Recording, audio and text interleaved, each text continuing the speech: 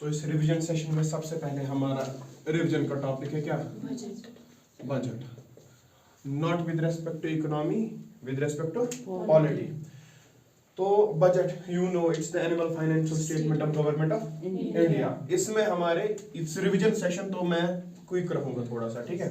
इसमें हम हाइलाइट्स देखेंगे इसके क्या है। इसमें we have 3 parts usually: estimated, receipts and expenditure, and proposed receipt and expenditure and actual receipt and expenditure. What is estimate? मतलब जो इस साल current financial year का है, your current financial year जो चल रहा है, क्योंकि अब बजट जब आता है फेब में आता है, अभी वो करंट फाइनेंशियल ईयर में ही आ रहा है, ठीक है। 31 मार्च को पुराना वाला budget will come to an end और नया वाला बजट विल स्टार्ट। प्रपोज जो आने वाला है फ्रॉम 1 अप्रैल उसी साल, उसके रिसीट्स एंड एक्सपेंडिचर्स, और एक्चुअल जो पुराना गया कंप्लीट ईयर उसका पूरा रिसीट एंड एक्सपेंडिचर। ये 3 पार्ट्स इसमें होते हैं। What are receipts and expenditures? Receipts है कि हमें पैसा कहां से आएगा, मनी कहां से आएगा, मनी का इनफ्लो। एक्सपेंडिचर इन्वेस्ट करना है, आउटफ्लो। पैसा कहां खर्च हो रहा है और पैसा कहां से आ रहा है, this is receipt and expenditure. एक तो होगा इस करंट फाइनेंशियल ईयर का बजट के डॉक्यूमेंट में, और होगा जो आने वाला है प्रपोज, कहां से क्या आ रहा है और कहां पे खर्च कर रहा है, और एक्चुअल जो पिछला साल बीत गया उसका एक्चुअल रिसीट एंड एक्सपेंडिचर कितना आया और कितना खर्च हुआ। Both receipt and expenditure are presented in the form of bills, and both these bills are money bills. अब ये कौन कौन सी बिल है? रिसीट के लिए we have finance bill, इसके लिए we have appropriation bill. Both these bills are what? finance Money bills. Both these bills are money bills. For receipt purpose we have finance bill, not financial bill. Financial bill is something else. It's finance bill. Appropriation bill हमारे पास है, वो है outflow के लिए। Appropriation bill जो है ये executive को, COM headed by PM, executive को अथॉरिटी देता है to take money out of consolidated fund of India. इसमें क्या होता है अप्रोप्रिएशन बिल में? Every ministry has its demand for grants. वो डिमांड फॉर ग्रांट्स हमें पास करवानी है पार्लियामेंट से, और पार्लियामेंट ने जब वो पास की तो every ministry is headed by political executive. वो फिर उतना पैसा सरकार के खजाने से निकाल सकता है अपने एडमिनिस्ट्रेशन के लिए, उस मिनिस्ट्री के लिए। That is the purpose of appropriation bill, because consolidated fund of India mandates that nothing will go inside it and will come out of it without the proper permission of the parliament. तो यहाँ पे ये permission लेनी है पैसे निकालने के लिए। This is the part of budget appropriation bill. Finance bill क्या है? Finance bill are the various taxation proposals, जो परसों भी आया कि जहां पे टैक्स स्लैब्स को चेंज कर दिया गया, किसी चीज को एग्जेम्प्ट कर देते हैं, किसी पे लगा देते हैं टैक्स, ठीक है। टैक्सेशन प्रपोजल, तो taxation is the main source of income for government of India. यहां से पैसा आता है, इनफ्लो, ठीक है। ये भी मनी बिल है। कंसोलिडेटेड फंड ऑफ इंडिया में पैसा डालना भी आपको परमिशन लेनी पड़ेगी पार्लियामेंट से। एग्जीक्यूटिव पैसा परमिशन के बगैर डाल भी नहीं सकता, ठीक है। डालने के लिए भी इसमें परमिशन चाहिए, and the permission is finance bill. निकालने के लिए भी परमिशन चाहिए, and the permission is appropriation bill. तो दोनों बिल्स का कॉम्बिनेशन इज योर बजट। इसी को पास कराना है।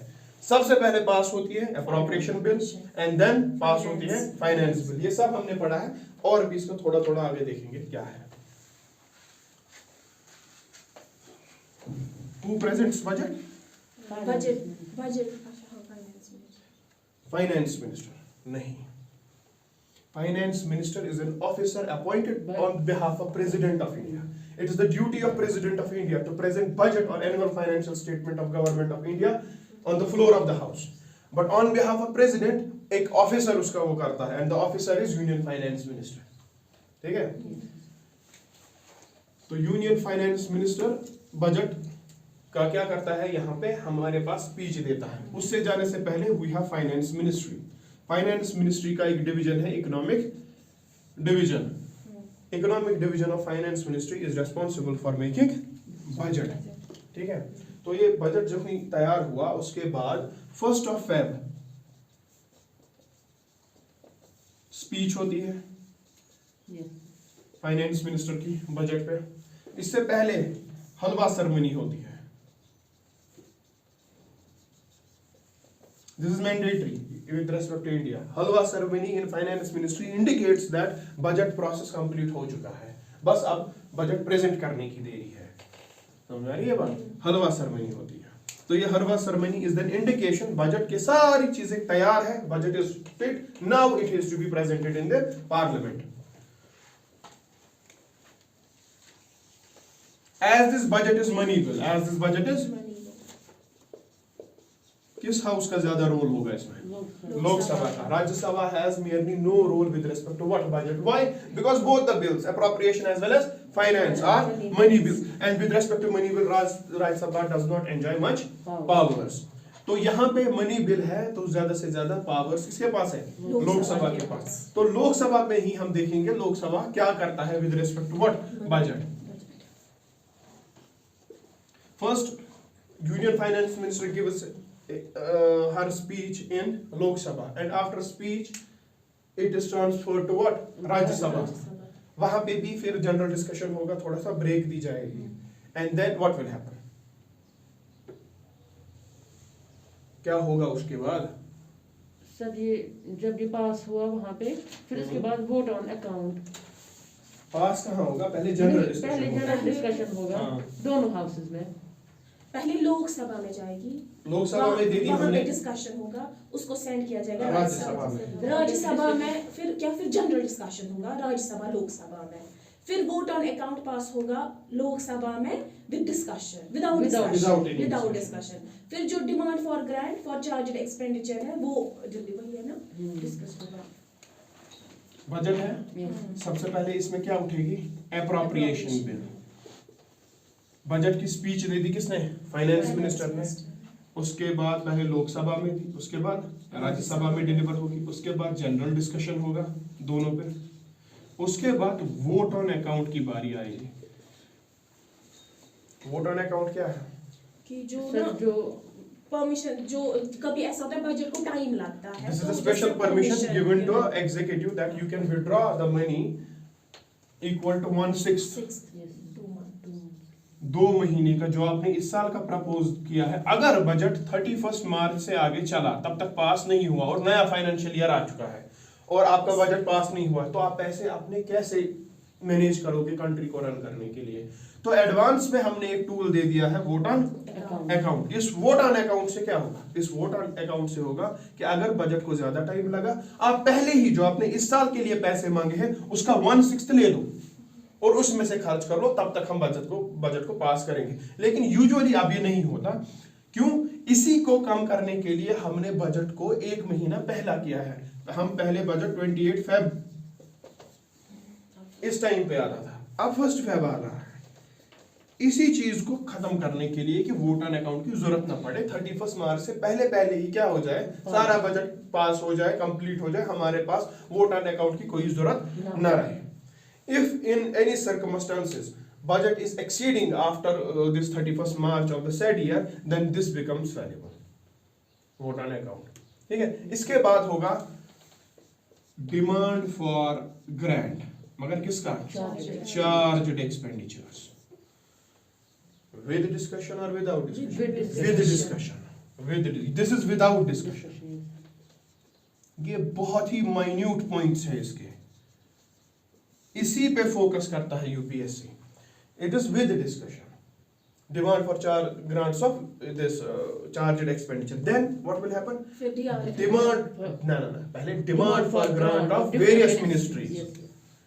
अब मिनिस्ट्रीज की अपने demand for grants, demand for grant of various ministries. जो ही आपने डिमांड अपने ग्रांट्स के डिफेंस मिनिस्ट्री ने दे दिया, केमिकल मिनिस्ट्री ने दे दिया, एग्रीकल्चरल मिनिस्ट्री ने दे दिया, हमें इतना चाहिए इस साल के लिए, बट उनके मांगने से कुछ नहीं होने वाला। वी विल सी कि इनकी डिमांड रीजनेबल है कि नहीं है। अगर ये मांग रहे हैं हमसे 10,000 करोड़, हमें लग रहा है इनका काम 8,000 करोड़ में ही हो सकता है, but they are demanding what 10,000 crore. तो इस रीजनेबिलिटी को देखने के लिए we will refer their demand to departmental related standing committees. ये अलग से हमने पढ़ा है, ये क्या है वो अलग टॉपिक है। यहाँ पे we will refer it to departmental related standing committees. When departmental related standing committees will scrutinize this, they will send it to house वापस speaker, because speaker represents the house। पहुंचा उसके पास वापस, and then इस पे क्या होगा, इस पे जनरल डिस्कशन फिर से होगा, इस पे अब कट मोशंस, यहाँ पे आएगा कट मोशंस का। हमारे पास 3 तरीके के कट मोशंस हैं, policy cut, token cut, economy cut. Policy cut means full cut, मतलब हम कुछ डिमांड, आपने 10,000 करोड़ मांगे, हम कुछ नहीं देने वाले, लेकिन अगर ये पास हो गया ना पार्लियामेंट में तो government has to resign. COM and the Prime Minister has to give his resignation, or they have to prove their majority on the floor of the house। या तो रिजाइन ही कर देना है, because the policy of the government has failed, it means there is no confidence of the house in the said government। तो ये policy cut motion कभी भी ruling member नहीं लाता, रूलिंग पार्टी का कोई भी MP इसको ला नहीं सकता। पॉलिसी कट को कौन लाता है, तो अपोजिशन। टोकन और इकोनॉमिक कट को रूलिंग मेंबर का, रूलिंग पार्टी का भी MP ला सकता है, अपोजिशन का भी ला सकता है। ये भी याद रखना है, ये भी एक पोटेंशियल क्वेश्चन है। इकोनॉमिक कट क्या को, इकोनॉमिक कट को 10,000 आपने मांगे, हम बोल रहे हैं 10,000 में काम नहीं, ये ज्यादा है, 8,000 में कर लो, मतलब वो बार्गेनिंग जो हम करते हैं, इसको बोलते हैं economic cut. What is token cut? Token cut is we are cutting 100 rupees from it, ठीक है। हम इससे काट रहे हैं आपके इतने सारे पैसे, बस किस चीज के लिए, so that we can prove, so that we can tell you that we have a grievance, जो आपने पिछले इस साल में रिड्रेस नहीं की, हमें गुस्सा है आपके खिलाफ, आपने जो पैसा मांगा है 10,000 करोड़ वो आप ले लो, लेकिन हमारे गुस्से भी कोई नजर रखो, जो हमारी ग्रीवियंस है उस पर आपने देखा जोर नहीं दिया है। तो ये 3 आएंगे हमारे पास cut motions. One is the cut motions are introduced, then what happens, then voting happens, ठीक है। वोटिंग ऐसे होती है हमारे पार्लियामेंट में, इसी को कहते हैं weak financial control. Major 20-25 ministries को अच्छे से उनकी डिमांड फॉर ग्रांट जो है उसको अच्छे से स्टडी करते हैं, उस पर अच्छे से वोटिंग करते हैं और उसको पास करते हैं।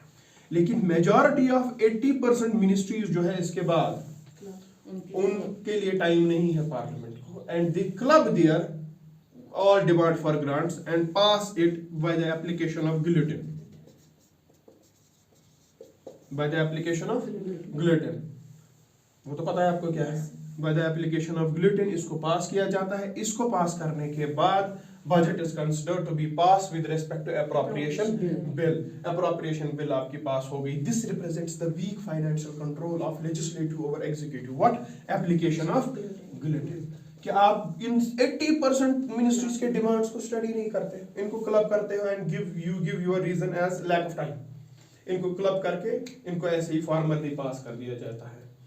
And this application of guillotine is a weak financial control of legislature over executive, and by passing the appropriation bill as it is a money bill, it will be sent to Rajya Sabha. और जो ही इसको राज्यसभा में भेजा, हमने यहाँ से क्या उठाया? फाइनेंस बिल, जो वेरियस टैक्सेशन प्रपोजल्स को हैंडल करता है। इसको हम पास कराएंगे किसमें? लोकसभा में। इसको भेजेंगे कहाँ? राज्यसभा में। राज्यसभा में कोई अथॉरिटी नहीं है, as this is what money. दोनों मनी बिल से Rajya Sabha does not enjoy much power. Rajya Sabha को तो पास करना ही करना है विद, अगर अमेंडमेंट्स एक्सेप्ट कर ली लोकसभा ने वो अलग मसला है, अगर नहीं भी की फिर भी ये पास है। When both appropriation as well as finance bill is passed, it is sent to president for its assent, and president will give its assent. Why? It is the convention, not as per constitution. Money bill introduce ही होती है किससे? Prior recommendation of president. ये पढ़ा है ना? Yes, sir. Prior recommendation of president से money bill को introduce किया जाता है, and president gives his consent to the money bill as per the convention established in England. ये हो रहा है, तो अभी भी चल रहा है, not as per constitution. What is as per constitution? If it is a constitutional amendment bill, president has no choice, he is bound by the constitution, that is article 368, he has to give his assent. तो ये मोटा मोटा था about what? Budget. इसमें क्या difficulty थी? तो किसको थी? इसमें क्या था? और कुछ है? अभी पूछो. हाँ? बस क्या है मतलब? और किसी ये हो गया? ठीक है. Now you have difficulty in what? Sarkaria commission.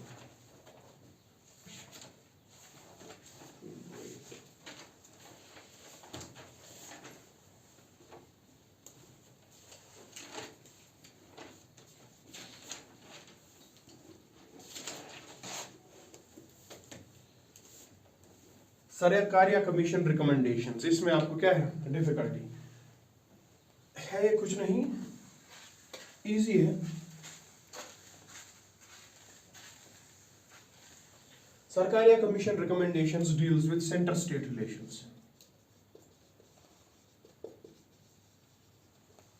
Especially इसका जो फोकस रहा है वो रहा है आर्टिकल 356 के साथ.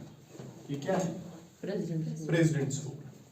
सरकारिया कमीशन की रिकमेंडेशन स्पेशली, बाकी आया कहां से वो हमने देखा है, वो फैक्चुअल है.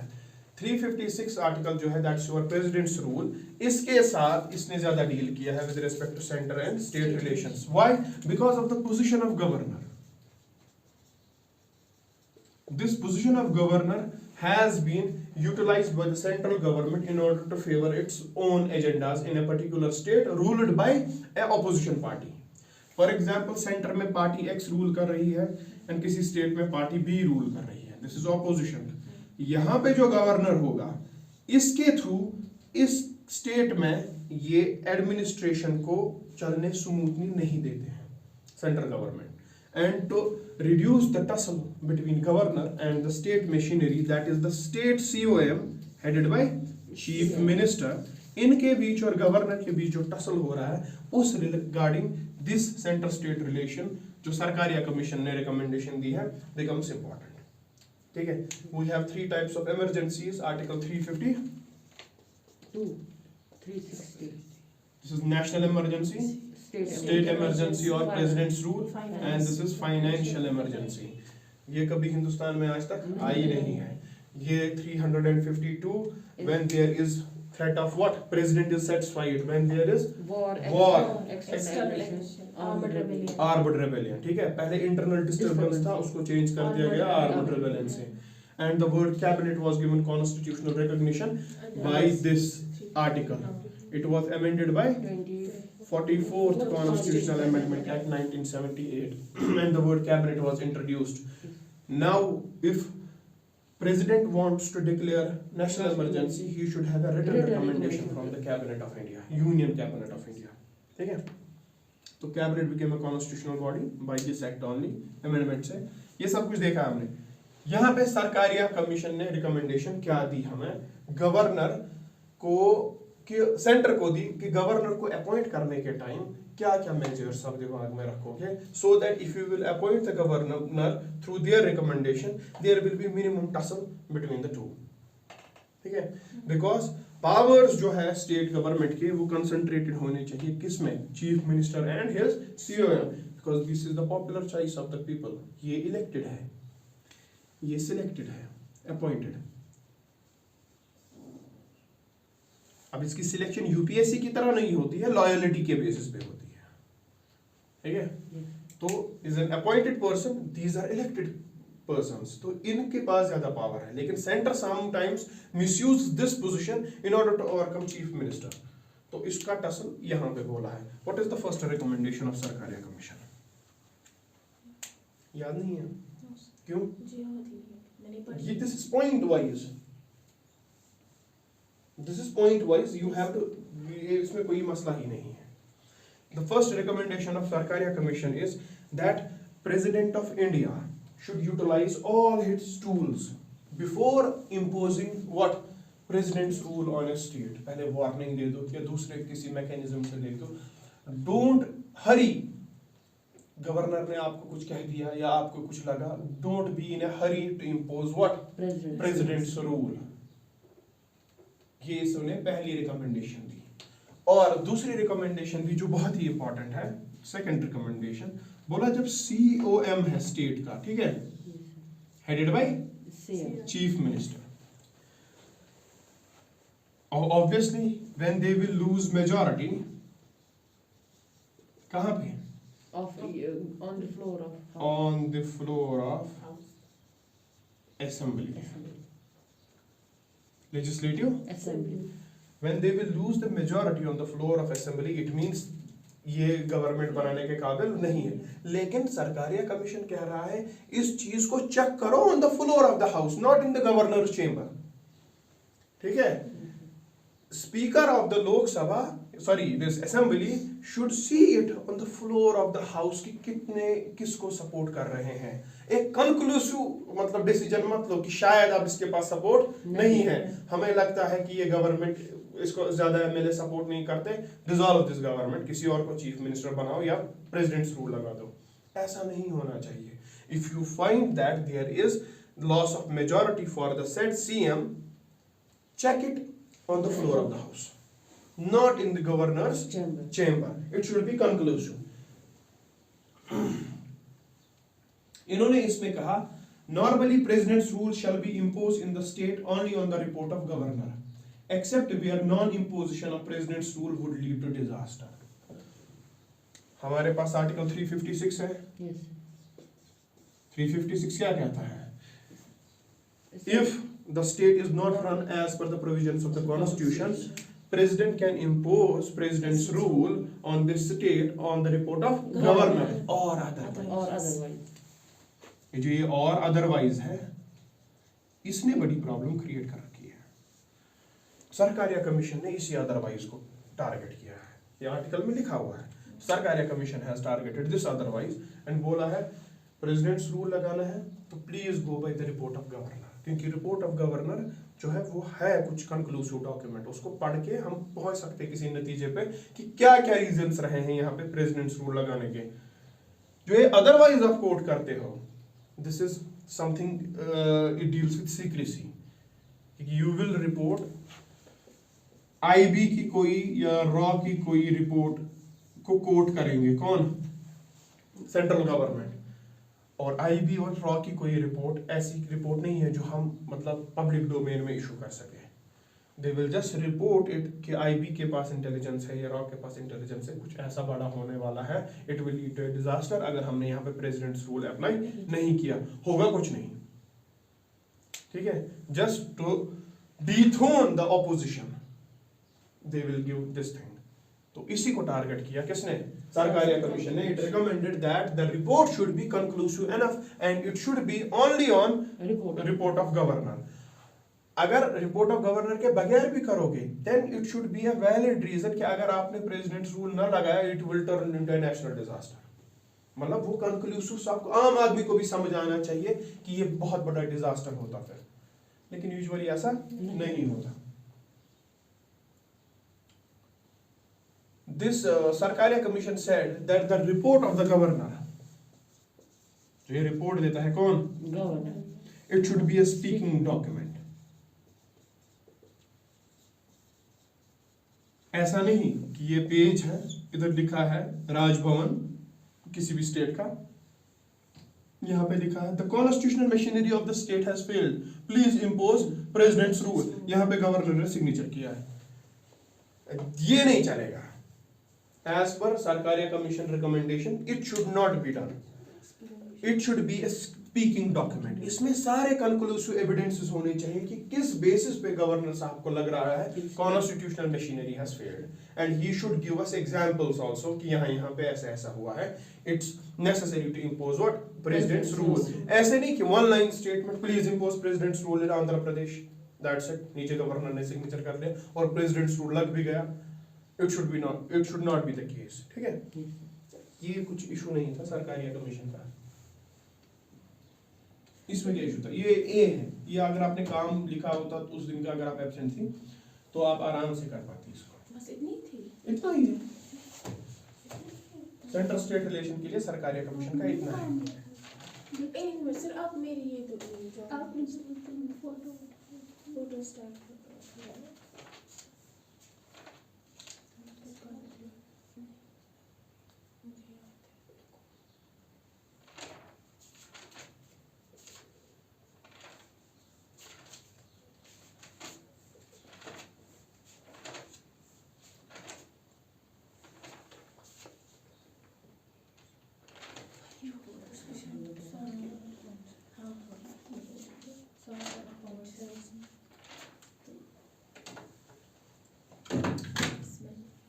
ये इमरजेंसी में देख लो।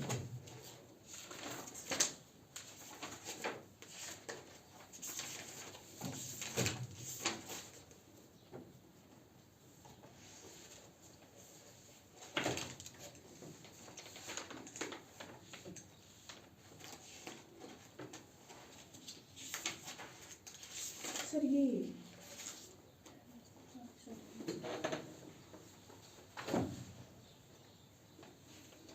यही तो है ये। I'll read it to you. President shall consult the CM of the state before appointing the governor. ठीक है।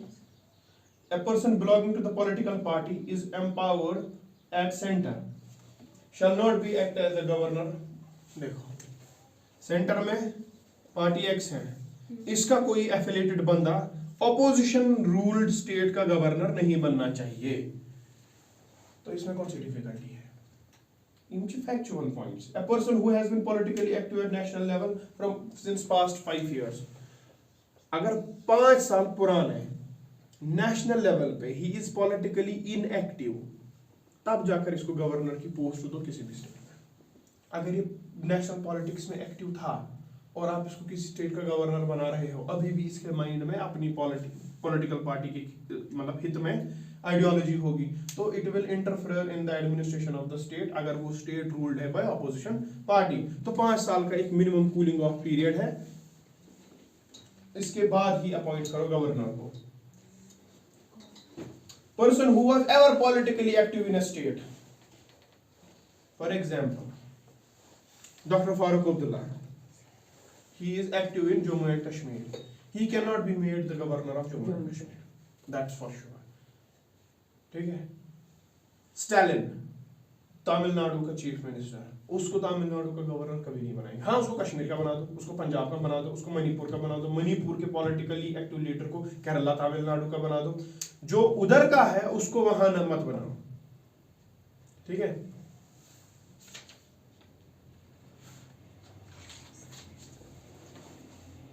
Governor must be allowed to complete his 5 years। उसको कोई डर नहीं होना चाहिए कि इसको आर्बिट्रेरी रिमूव करें, क्योंकि गवर्नर का removal is not mentioned in the constitution. He enjoys the office on the pleasure of the president. In turn it is the pleasure of the prime minister. ठीक है। When governor asks the president in his report should be a speaking document. Governor should not come to his subjective conclusion regarding the majority। वो कहाँ पे check करनी है? Floor of the house. यही तो है। अब क्या है इसमें? मुझे खुद समझ नहीं आ रहा है इसमें क्या। नहीं, मुझे शायद लग रहा है इसी में वो इनएक्टिव वाला था नेशनल। इट इज लाइक ये जब आपने सरकारी कमीशन का बोला हमें इसमें डिफिकल्टी है, मुझे तभी लगा इसमें कुछ नहीं है। मुझे लगता है सर मैं 1 minute phone.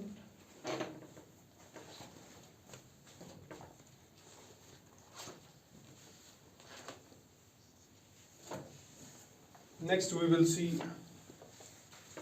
you have given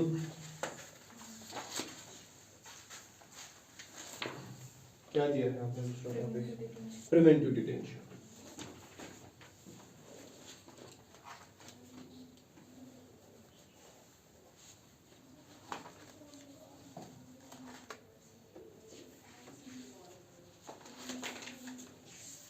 ठीक है। Next is what? Preventive detention. छोड़ो इसको, आपने जो बोला है we have difficulty in preventive detention. Article 22 deals with what of the constitution with this aspect, arrest and preventive detention in certain cases. Article 22 ये सब कुछ हमने पढ़ा है, इसमें हम देखेंगे quick revision. Article 22 clause 1 what it says, क्या कहता है? ये आपको आर्टिकल पता नहीं है। What is article 22 clause 1?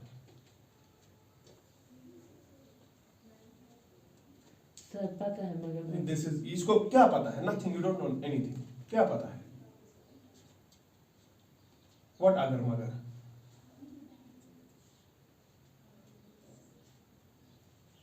अगर मगर नहीं चलता है, आपको कुछ भी नहीं आता है। This is the fact. जब साल भर नहीं पढ़ते ना, फिर एग्जाम के टाइम पढ़ने बैठते हैं, फिर यही होता है। सर अल्लाह की कसम इतनी बारी आर्टिकल्स रिवाइज किए फिर याद ही रोजान। ये कोई ये है, मतलब आंसर है?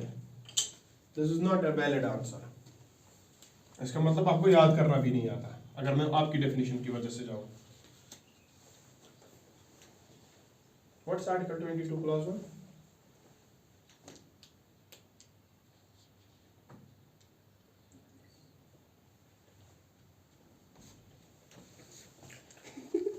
बैठो।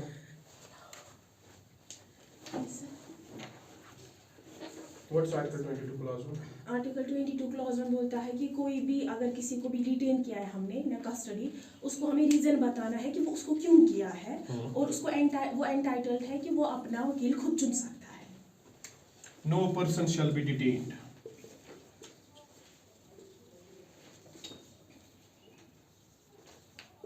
ठीक है? Without informing him the cause of his arrest, and he should be given the right of choosing his legal practitioner या अटॉर्नी ऑफ हिज चॉइस या लॉयर। उसको अपना वकील चुनने की खुद आजादी है, और आप उसको बोलोगे कि आपने उसको किस चीज पे अरेस्ट किया है। Article 22 clause 2 says that no person shall be detained more than 24 hours unless and until it is given by what? Magistrate. और आपको इसको मैजिस्ट्रेट के सामने प्रोड्यूस करना है within 24 hours excluding the time of journey. ठीक है? Article 22 clause 3 says these two, ये दो, shall not apply to a person who is detained under preventive detention. What is preventive detention? इसको कहते हैं punitive detention. लेकिन आर्टिकल 22 क्लॉज 3 says जो किस में होगा? प्रिवेंटिव डिटेंशन में, उस पे ये दो अप्लाई नहीं होंगे। What is punitive detention? Punitive detention is that detention कि बंदे ने क्राइम कर लिया है, ठीक है, क्राइम हो चुका, अब आप इसको अरेस्ट कर रहे हो। अगर आपने तब इसको अरेस्ट किया तो इसको आपको इन्फॉर्म करना पड़ेगा कि किस ग्राउंड पे आपने इसको अरेस्ट किया, और इसको अपनी पसंद का वकील करने की भी इजाजत है अगर इसने क्राइम कर लिया है।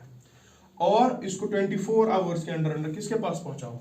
नियर बाई मैजिस्ट्रेट के पास, और excluding the time of January. और अगर मैजिस्ट्रेट ने इनकी फर्दर कस्टडी का हुक्म नहीं दिया तो आपको इनको रिलीज करना है। उतने ही टाइम तक आप उसको कस्टडी में रखोगे जितने टाइम तक मैजिस्ट्रेट आपको कहेगा, duly by an order. This is with respect to what? Punitive detention, जहां पे क्राइम हो चुका। सर जो ये है ना, आपने बोला ना कि उसको उतने टाइम तक हम कस्टडी में रख सकते हैं जितने टाइम तक मैजिस्ट्रेट ने बोला, वो 22 क्लॉज 3 है कि 22 क्लॉज 2? 23 22 क्लॉज 3 है ये, कि प्रिवेंटिव डिटेंशन ऊपर अप्लाई नहीं होगा। ठीक है? आपने इन दो को अलग अलग किया है। हाँ, इसको कंबाइन करो। नहीं सर, पहले में हमने ये साथ में लिखा है कि लॉयर वगैरह, दूसरे में हमने लिखा है कि जो इसको विदिन 24 आवर्स मैजिस्ट्रेट के सामने प्रेजेंट करो। तीसरे में हमने लिखा है कि उसको कस्टडी में नहीं रख सकते, ज्यादा उतना ही रखते जितना ये किया गया है। This is part of this article. ठीक है? This is part of this article. This is not the part of this article. 22 clause 3 says us what? That if it is in preventive detention, ये दो इस पे apply नहीं होंगे, ये वाले दो लॉज जो किसके हैं? No person shall be detained information के बगैर, और उसको अपना लॉयर दे दो, और 24 में इसको जो मैजिस्ट्रेट ने टाइम दिया है उससे ज्यादा नहीं, और मैजिस्ट्रेट तक 24 आवर्स में पहुंचाओ excluding the time of journey. इसके बाद 22 क्लॉज 3 कहता है ये दो वाले हमारे उस बंदे पे अप्लाई नहीं होते जिसपे प्रिवेंटिव डिटेंशन लगा है। What is preventive detention?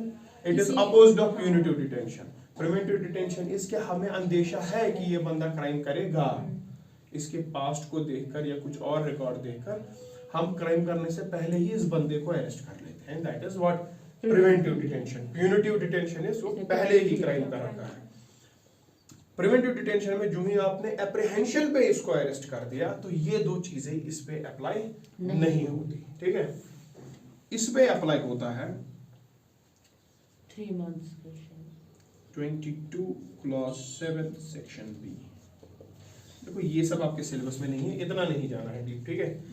Article 22 clause 7 section B of the constitution says and CrPC 151 ये भी पुलिस को एम्पावर करता है to detain certain person on the apprehensions of, ये कुछ करेगा, मतलब प्रिवेंटिव डिटेंशन को यहां से भी मिलती है power code of criminal procedure 151 section से।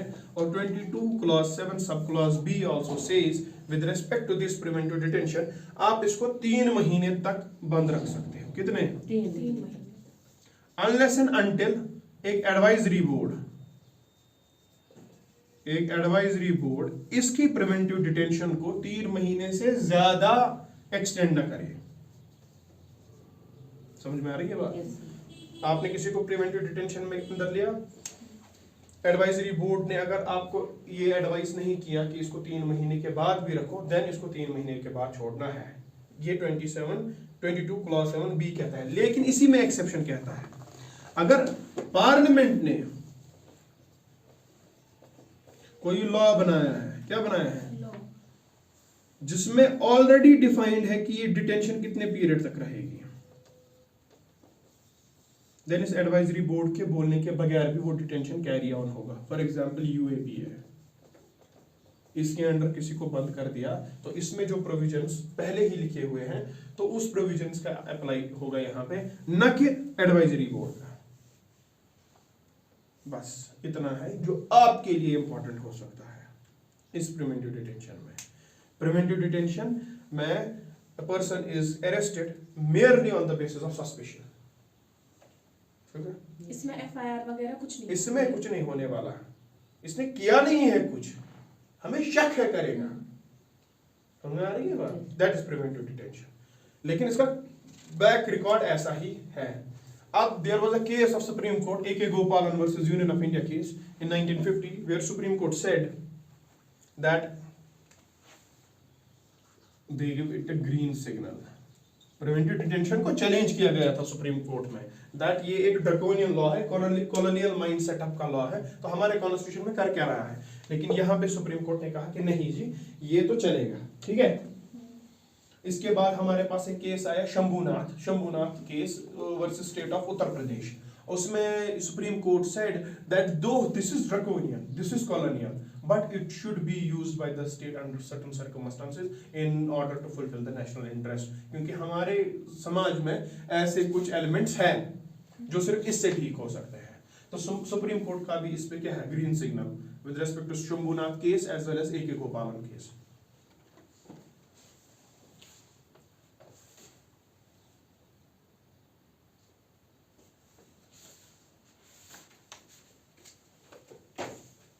आप क्या बोल रहे थे? Judicial activism. What is judicial activism?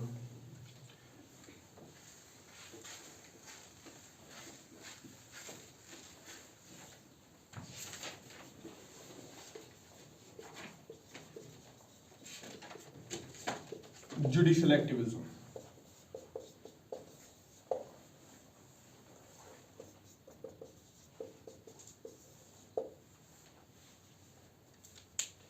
originally constitution had fundamental rights. Part 3 of the constitution deals with fundamental rights, and it is the duty of the judiciary, especially the higher judiciary, that is supreme court and high court। और इसमें भी article 32 ने obligatory कर दिया है supreme court पे that supreme court को enforce करने हैं लोगों के fundamental rights if they are violated, and you can approach supreme court directly under article 32 of the constitution without going through lower courts and that high court। जो ही supreme court के पास fundamental rights को enforce करने की ताकत आ गई है, supreme court has to be vigilant. Now कुछ ऐसा ना हो कि फंडामेंटल राइट्स को क्या हो, वायलेट हो, तो सुप्रीम कोर्ट विल सी कि पॉलिसीज या प्रोग्राम्स या कोई भी एडमिनिस्ट्रेटिव डिसीजंस या स्टैट्यूटरी लॉज ऐसे तो नहीं बनाए जा रहे हैं जिसमें फंडामेंटल राइट्स आर वायलेटेड। ये तो सुप्रीम कोर्ट को कॉन्स्टिट्यूशन ने बाउंड किया है that supreme court is the upholder of fundamental rights as well as the constitution. तो ये देखना है सुप्रीम कोर्ट को कुछ ऐसा तो नहीं हो रहा एग्जीक्यूटिव एंड लेजिस्लेचर से उनकी पॉलिसीज प्रोग्राम्स डिसीजंस या लॉज की वजह से फंडामेंटल राइट और the essence of the constitution is being violated. तो then judiciary assumes the proactive role.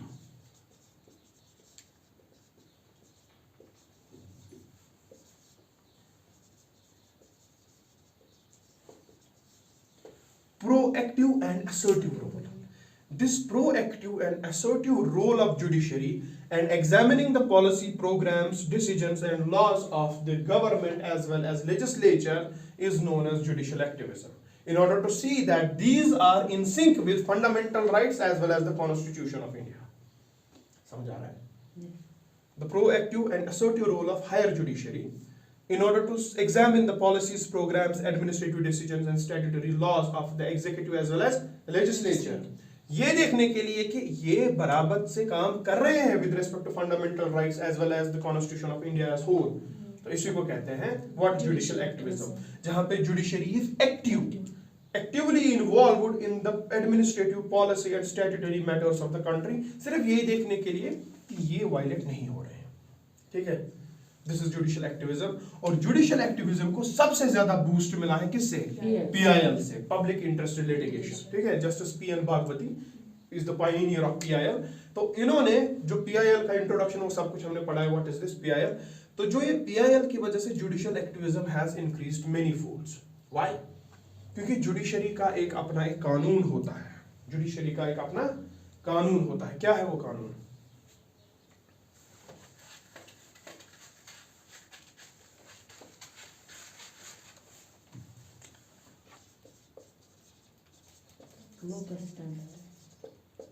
Locus standard. जब तक आप खुद एग्रीविड नहीं हो तो जो आपका केस कोई सुनेगा नहीं।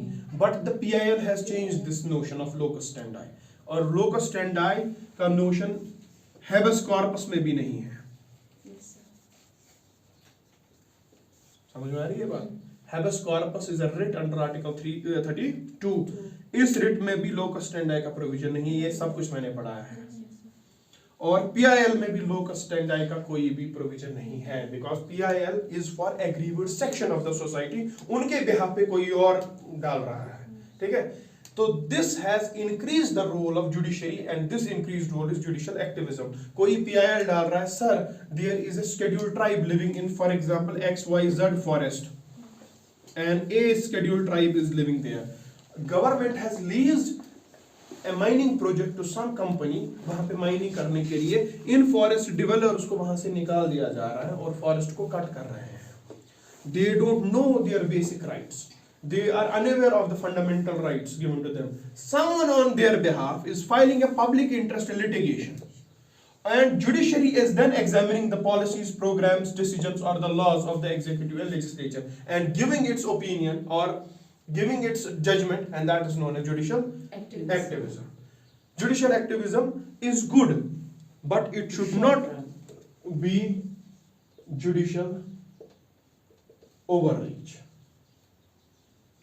Judicial activism ठीक है किसी हद तक, लेकिन judicial activism when it becomes judicial overreach, तो तब प्रॉब्लम आ जाती है, because the people will lose the faith in other two organs of the state.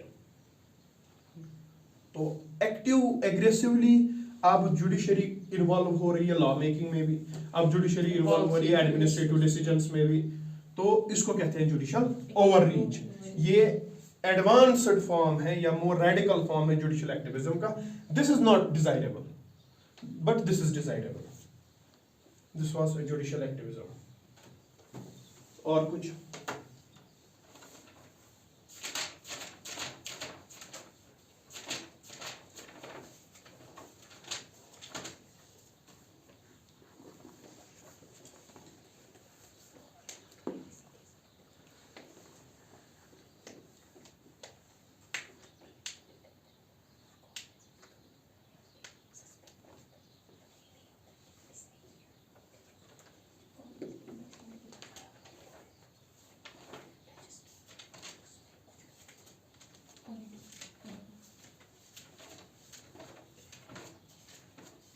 Local self governments में कोई इशू?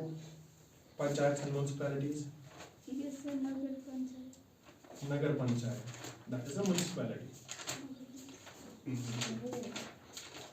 उसमें क्या है, उसमें इशू क्या है? नगर पंचायत और this type, nagar panchayat is a third tier of municipality, ठीक है। ये म्युनिसिपैलिटी है, पंचायत नाम है इसका, लेकिन ये रूरल लोकल सेल्फ गवर्नमेंट नहीं है, this is urban local self government. It is that area which is in transition phase. अभी ये गांव से थोड़ा थोड़ा बाहर आया है टुवर्ड्स सिटी लाइफ, लेकिन अभी पूरा सिटी लाइफ में मर्ज नहीं हुआ है। इन ट्रांजिशन दिस एरिया, इस एरिया को जो हम लोकल सेल्फ गवर्नमेंट देते हैं, खुद को खुद से ही कंट्रोल कर लो, that is known as nagar panchayat. I think difficult.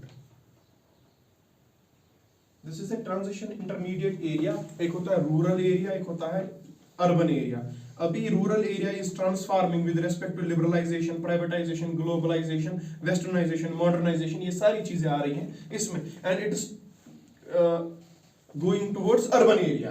और जो ये ट्रांजिशनल फेज है, तब भी तो इसमें चाहिए हमें ट्रांजिशनल फेज 1 दिन 2 दिन या 1 साल का नहीं होता, 10 साल 20 साल 30 साल का होता है। ये ट्रांजिशन हो जाए पूरी तरह कहाँ की ओर, अर्बन एरिया की ओर। इस ट्रांजिशनल फेज में जो हम इनको लोकल सेल्फ गवर्नमेंट प्रोवाइड करते हैं, that is of urban nature and that is known as nagar panchayat.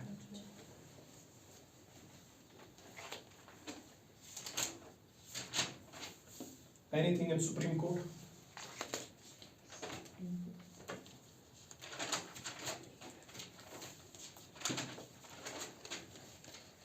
Anything with respect to legislatures, disqualification?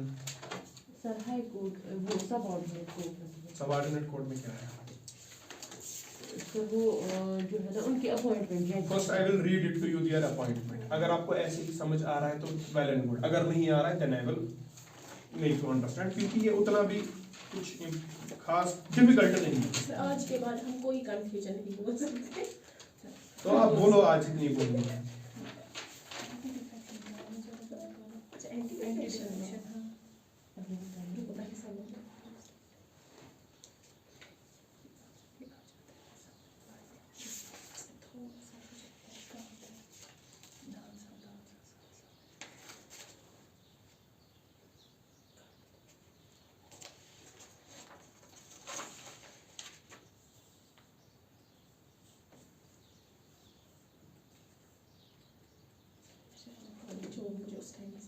Sir उसमें नहीं क्वालिफिकेशन ऑफ डिस्ट्रिक्ट सेशन जज,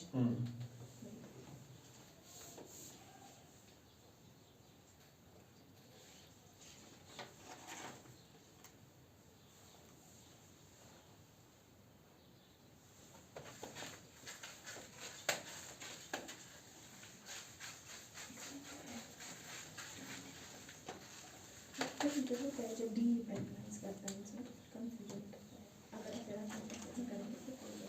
करिए यहाँ पर एनालाइज डी, आप देखो यहाँ से कंफ्यूजन बोल के थोड़ी होता है।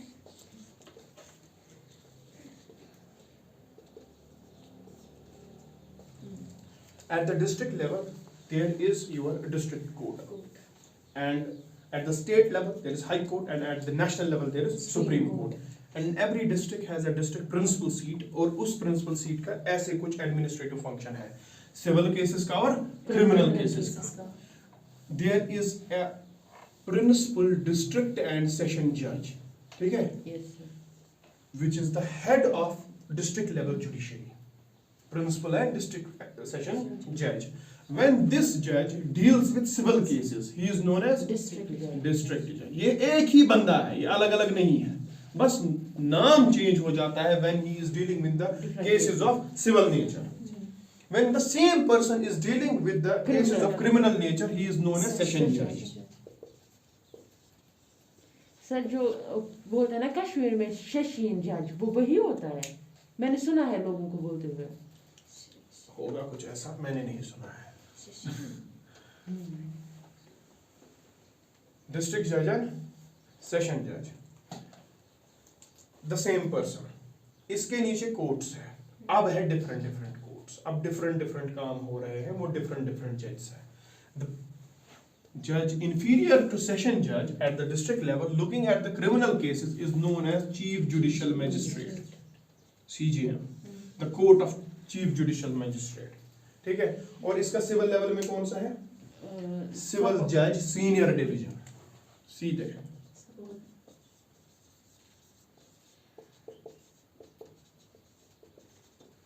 इसके नीचे सिविल जज जूनियर डिवीजन, इसी को मुंसिफ कोर्ट, नाम सुना है कभी? इसके नीचे जुडिशियल मैजिस्ट्रेट फर्स्ट क्लास, इसके नीचे जुडिशियल मैजिस्ट्रेट सेकंड क्लास। जो आप तहसीलदार बनते हो, तहसीलदार जुडिशियल मैजिस्ट्रेट फर्स्ट क्लास नहीं है, वो एग्जीक्यूटिव मैजिस्ट्रेट फर्स्ट क्लास है। तहसीलदार कुछ अलग है, he is executive magistrate first class, ये जुडिशियल मैजिस्ट्रेट फर्स्ट क्लास है। तो बहुत ज्यादा डिफरेंस है दोनों में। अब इनकी क्लासिफिकेशन क्या है? Quantum of case, severity of case और पनिशमेंट के हिसाब से केस इधर जाएगा, इधर जाएगा, इधर जाएगा, इधर जाएगा। पेटी क्रिमिनल केस यहां जाएगा, उससे सीवियर इधर, फिर इधर, फिर इधर, ठीक है। इवन द सेशन जज has the power to give death penalty. Session जज क्या दे सकता है? Death penalty, but his death penalty should be ratified by the high court of the state. ये एक कंडीशन है, वरना इसके पास इतनी पावर है कि ये डेथ पेनल्टी भी दे दे, मगर इसकी डेथ पेनल्टी को रेटिफाई करना पड़ेगा the concern state high court. High court अगर देता है डेथ पेनल्टी, कोई रेटिफिकेशन की जरूरत नहीं है। तो ये मोटा मोटा सा इसका ये स्ट्रक्चर है। ये जो ये बंदे हैं और ये जो ये है, अपॉइंटमेंट रूल्स कुछ डिफरेंट है, ठीक है। These are appointed by PSC. These are appointed by whom? Rules framed by the governor, ठीक है, in consultation with the state high court and the public service commission of that state. एक exam conduct होगा जो public service commission कराएगा। State government state high court और governor ने जो rules बनाए हैं इनके अपॉइंटमेंट के लिए, उन रूल्स को मद्देनजर रख के PSC will conduct an examination और इनको फुलफिल करेगा, एंड इनकी प्रमोशंस होंगी to upper level based on their seniority. हुआ ये। अब ये बंदा दो तरीके से अपॉइंट होता है। क्या होता है? दो तरीके से, डायरेक्ट रिक्रूटमेंट और प्रमोशन से। यही प्रमोट होते होते ये बनेंगे। ये पहला सीन है, इन्हीं को प्रमोशन मिलेगी, they will become district and session जज। इसमें कोई इशू नहीं है। या तो ये डायरेक्ट रिक्रूटमेंट से आएंगे, इसके लिए डायरेक्टली स्टेट हाई कोर्ट और गवर्नर विल अपॉइंट देम, कोई भी रूल्स फ्रेम करके जो भी उनके दिमाग में होगा तब they will frame the rules and appoint them directly. लेकिन इनके डायरेक्ट अपॉइंटमेंट के लिए एक इशू है। For their direct appointment, the person should not be in the service of the union. Should not be in the service. हमने supreme court से पूछा कि ये क्या है ये term, sir please explain us why. Supreme court is the interpreter of the constitution. Supreme court ने हमें कहा कि ये जो इन सर्विस का वर्ड है, that they should not be in the service of the state. In case of direct recruitment, it means they should not be the judicial officers.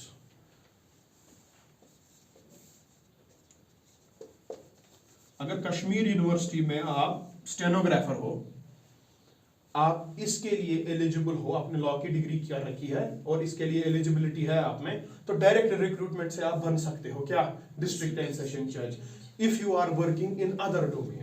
But if you are a judicial officer like this, तो आपके लिए direct recruitment, आपके लिए सिर्फ promotion है। Only by promotion you will reach here.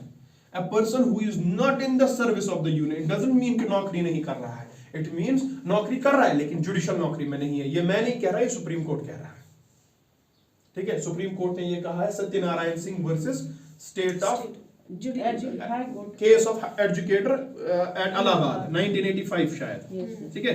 1985 case में ये supreme court ने कहा, सत्यनारायण केस में, that if you are appointing the district जज through direct recruitment, it only means कि जुडिशियल ऑफिसर अपॉइंट नहीं होगा, बाकी ऑफिसर्स होंगे। If you read the context you see a person not already in the service of the union of the state shall only mean officers in judicial service. Union और state, मतलब sir union और state क्या मतलब? नहीं मैं बोल रही हूँ ये वो वही यूनियन वाला स्टेट और कौन सा स्टेट? यूनियन और state shall only mean officers in judicial service, जो खाली judicial service के officers हो, and the judicial officers who are already in service are not eligible in respect of direct appointments. समझ में आ रहा है? यही तो मैंने कहा। सुप्रीम कोर्ट ने कहा ये जो सर्विस है ये खाली जुडिशियल ऑफिसर्स के लिए, और जो ऑलरेडी जुडिशियल सर्विस में है डायरेक्ट अपॉइंटमेंट से यहाँ नहीं आ सकते।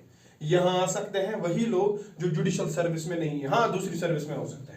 ये सुप्रीम कोर्ट कह रहा है, मैं नहीं कह रहा। डायरेक्ट अपॉइंटमेंट से, और डायरेक्ट अपॉइंटमेंट के लिए क्राइटेरिया क्या है? डायरेक्ट अपॉइंटमेंट के लिए क्राइटेरिया है must have practiced as a lawyer or advocate at least for 7 years and has been recommended by the state's high court. 7 साल का experience as lawyer and advocate and has been recommended by state high court. इसको appoint करेगा governor in consultation with the high court of the respective state. ठीक है? Anything else?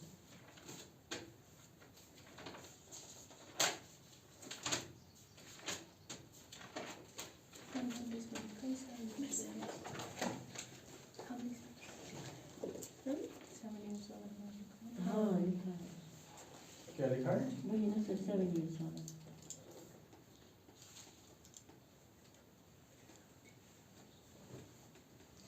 कुछ और? ये पूरी थी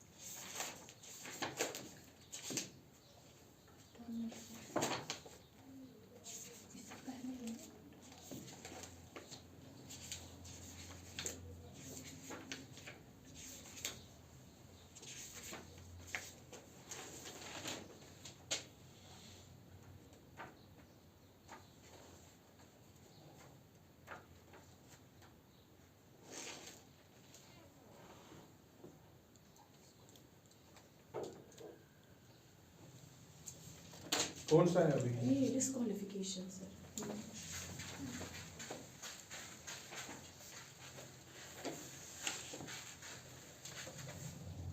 article 102 deals with disqualification of legislators. ठीक है? Article 102 clause 1, article 102 clause 2।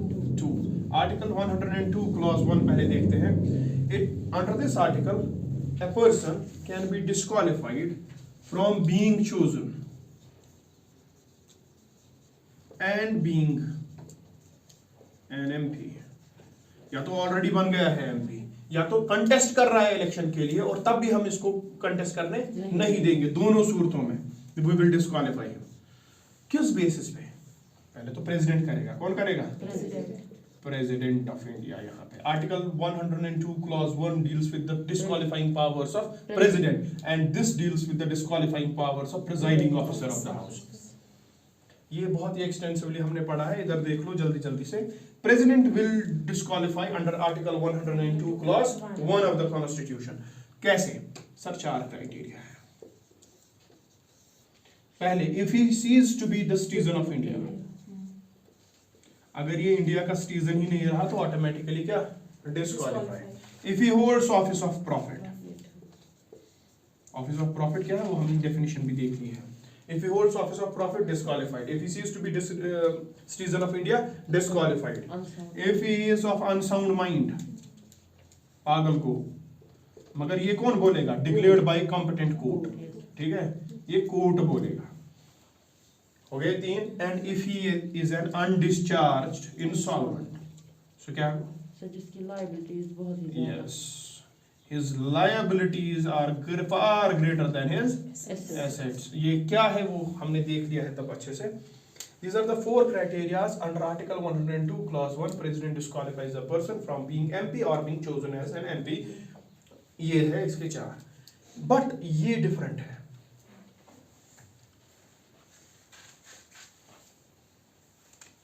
This Article 102 Clause 2 deals with anti-defection law. What is anti-defection law? It was a law that was passed in 1985 by Rajiv Gandhi government. Okay? And this was introduced in 10th schedule of the Constitution by 52nd Constitutional Amendment Act. Okay? And under this anti-defection law, ये लाया गया था when there was political instability in this country. हमने post independence India में भी पढ़ चुके हैं हम, ठीक है. आया राम गया राम वो वाला सिचुएशन था. सुबह को थे एक पार्टी के साथ, शाम को कहीं और पैसा मिला तो दूसरी पार्टी के साथ. तो in order to reduce the political defection of legislators, तो ये एंटी डिफेक्शन लॉ लाया गया. इसमें हमने पावर दिया किसी भी एमपी, किसी भी एमएलए, किसी को भी हाउस से निकालने का, उसको लेजिस्लेटरशिप से निकालने का. किसको दिया? वो presiding officer of the house. Presiding officer जो स्पीकर होता है इन केस ऑफ लोकसभा, जो आपका चेयरमैन होता है इन केस ऑफ राज्यसभा, और लेजिस्लेटिव काउंसिल और legislative assembly. Presiding officer can disqualify any of the member of his house if that member falls under the criteria of anti-defection law. तो क्या है criteria? Number 1, if that legislator, ठीक है, is nominated, क्योंकि हमारे पास nominations हैं. अब ये nominations असेंबली और लोकसभा में नहीं है. एंग्लो इंडियन कम्युनिटी की थी, वो खत्म हो गई. There is no nomination in assemblies and Lok Sabha now. आपकी पुरानी लक्ष्मीकांत पे अभी भी पुराना लिख के है, अभी नॉमिनेशन नहीं है, लेकिन राज्यसभा में है और लेजिस्लेटिव काउंसिल में भी है. तो अगर नॉमिनेटेड मेंबर है तो ये 6 महीने तक क्या कर सकता है? कोई भी पॉलिटिकल पार्टी को ज्वाइन कर सकता है. 6 महीने एक कूलिंग ऑफ पीरियड दिया जाता है इसे, क्योंकि इसको नॉमिनेट किया गया है based on some special qualities. इसको पॉलिटिक्स के बारे में कुछ नहीं पता, तो ये 6 महीने में सीख के एक पॉलिटिकल पार्टी ज्वाइन कर सकता है अगर ये चाहे तो. अगर 6 महीने के बाद इसने करी तो he will be disqualified. Reason क्या दिया गया? रीजन ये दिया गया कि 6 महीने तक ये पूरा पॉलिटिक्स सीख लेगा, फिर ये मॉनेटरी गेन्स के लिए उधर इधर जा सकता है. तो इसीलिए इसको खाली 6 महीने का टाइम देते हैं हम, ये ज्वाइन कर ले किसी पॉलिटिकल पार्टी को. अगर 6 महीने से ज्यादा कर लिया, डिस्क्वालिफाइड. ये पहला है under anti defection. Who will disqualify? Presiding officer. दूसरा, if is an independent member, किसी भी पॉलिटिकल पार्टी के साथ कोई एफिलिएशन नहीं है, खुद मुख्तार कैंडिडेट है महाराज, इंडिपेंडेंट मेंबर आया और उसने इलेक्शन लड़ा, जीता, जैसे इंजीनियर रशीद था, ठीक है. If he independent member joins any political party any time he shall be disqualified. क्योंकि लोगों ने इसको इलेक्ट इसीलिए किया इसकी इंडिपेंडेंस को देखकर, किसी पॉलिटिकल पार्टी की आइडियोलॉजी नहीं. If he joins any political party, disqualified. ठीक है. तीसरा, if you are not abiding by the whip of the political party जिसकी आप पार्ट हो. whip is the command. आपने वो कमांड अथॉरिटी, वो लोगों का पॉलिटिकल पार्टी का मैंडेट नहीं माना, इसके अगेंस्ट रहे, तो आपको क्या कर दिया जाएगा? Disqualify from the house. Fourth, चौथा क्या है? If you voluntarily resigns from the political party. मैं हूं, मैंने एनसी से लड़ा, मैंने जीता इधर कॉन्स्टिट्यूएंसी से, मैं एमएलए हूं, और आफ्टर बीइंग एमएलए मुझे लग रहा है कि मैं एनसी के साथ मेरी आइडियोलॉजी नहीं मैच हो रही है, then I will resign. Once I will resign from my original political party जिसकी टिकट पे मैं हाउस में आया था, I will be automatically disqualified by the presiding officer. He will disqualify me from the house, क्योंकि मैंने voluntary. हाँ, nominated member, nomination Rajya Sabha में, सोशल सर्विस, वो 12 सोशल सर्विस, साइंस, लिटरेचर, ठीक है. लेजिस्लेटिव काउंसिल में कोऑपरेटिव मूवमेंट भी है. उस बेसिस पे अगर किसी को हमने नॉमिनेट किया तो उस बंदे को हमने टाइम दिया है 6 महीने के अंदर अंदर आप किसी पॉलिटिकल पार्टी को ज्वाइन करो, उसके बाद नहीं कर सकते. अगर आपने 6 महीने के बाद कर लिया तो हम आपको डिस्क्वालीफाई कर देंगे. यह है पहला. दूसरा है इंडिपेंडेंट, ज्वाइन कर ही नहीं सकता कभी, इसको 6 महीने का कोई टाइम नहीं, कभी भी नहीं ज्वाइन कर सकता। Once he join he becomes liable for disqualification under anti defection. या आपने पार्टी की कोई कमांड नहीं मानी, विप नहीं मानी, and you are voluntary resigning, this is anti defection law. But if 2/3, इसमें एक्सेप्शन है, 2/3 of the party members are resigning from a particular political party and going somewhere else, तो तब उन पे एंटी डिफेक्शन लॉ नहीं लगेगा, क्योंकि ये बहुत मेजॉरिटी है। और इसमें एक और एक्सेप्शन है, if speaker and deputy speaker resigns from their political party on being chosen as speaker and deputy speaker, उन पे भी एंटी डिफेक्शन लॉ नहीं लगेगा।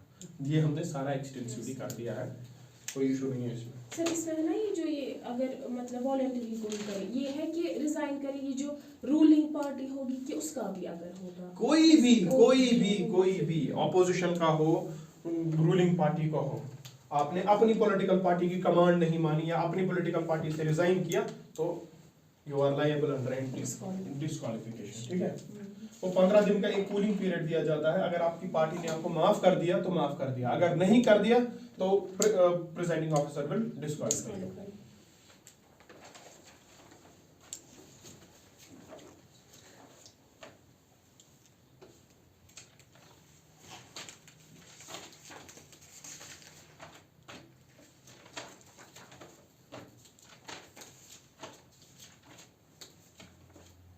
Anything else?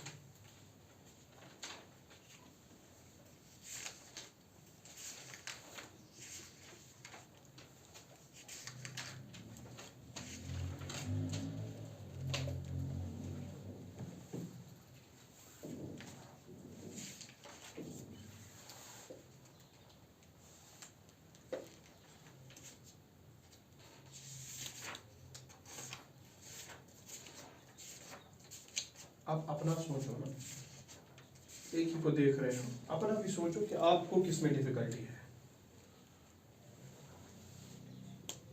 सर जो ये है ना, इसमें है ना हमारा 15 क्लॉज 5 जो 93, इसमें हमने बोला है ना कि स्टेट प्रोविजन बना सकता है रिगार्डिंग बैकवर्ड क्लासेस। ठीक है, इसमें ये बैकवर्ड क्लासेस वो SC ST वो सारे आते हैं, इसमें लिखा है ये backward class of students in educational institution. एक पढ़ने का तरीका है इस फंडामेंटल राइट्स को। इसमें हमारे 3 ओरिजिनल थे, ठीक है। जो ये 15 क्लॉज 4 है, it was added by first constitutional amendment act, और इसको किस सुप्रीम कोर्ट केस में चैलेंज किया गया था? एक मिनट सर, इसको Shankari Prasad versus union of India case, इस केस में चैलेंज किया गया the first amendment to the constitution of India, that was the 15 clause 4 जो ऐड किया गया। इसमें हमने दी थी स्पेशल प्रोविजंस, हमने एम्पावर किया स्टेट को to make special provisions for the welfare of socially and educationally backward class of citizens और SC STs को। हुआ ये। फिर 93rd कॉन्स्टिट्यूशनल अमेंडमेंट एक्ट लाया 2005 में। हमने बोला जो बैकवर्ड क्लास ऑफ सिटीजंस है उसको एजुकेशनल इंस्टीट्यूशंस में हम देंगे रिजर्वेशन। अब वो जनरल हमने बोला वेलफेयर के लिए करेंगे। 15 क्लॉज 5 एजुकेशनल इंस्टीट्यूशंस में आया रिजर्वेशन के लिए, इंक्लूडिंग प्राइवेट एक्सेप्ट माइनॉरिटी। वो जनरल वेलफेयर के लिए इनके लिए कुछ करेंगे, SC ST या सोशली एजुकेशनली बैकवर्ड जो है।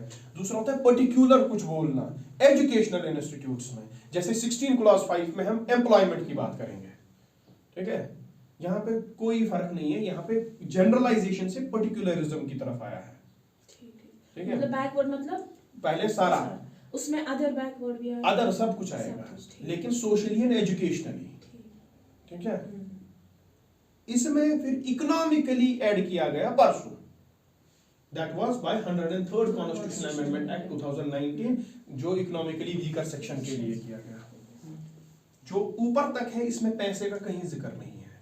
Article 15 clause 5 and article 16 clause 5 तक पैसे का कोई जिक्र नहीं है। It is social and educational backwardness. जो ये आर्टिकल 15(6) है और 16(6) है, that is of money, economically weaker section, EVS by 103rd constitutional amendment act 2019।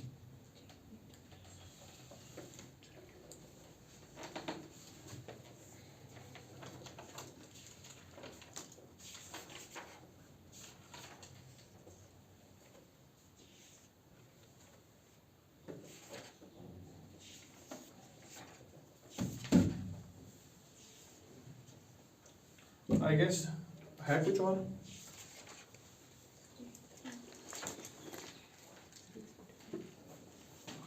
I guess this is all for this quality. इसको और नजर तो कुछ ज्यादा नहीं, everything we have discussed in detail. 45 lectures किस चीज के लगे फिर? ठीक है, 40-45 लेक्चर्स पॉलिटी कवर करी है तो किस चीज के करे हैं? अब थोड़ा थोड़ा ये डिफिकल्टी है आपको, वो अभी हमने थोड़ी कवर कर दी, और ये सारा आपने पढ़ा है. You will go through the text cool and calm mind से, टेक्स्ट को पढ़ो, डिफिकल्टी दूर हो जाएगी. And try to be more concept oriented. ठीक है, यूपीएससी में ज्यादा फैक्ट्स कुछ नहीं करने वाले. आजकल क्वेश्चंस आएंगे, चारों के चार ऑप्शंस ठीक है, तो उनमें से appropriate close option you have to see. वो सिर्फ कंसेप्चुअल क्लैरिटी से आता है, फैक्ट रटने से नहीं आता. ठीक है.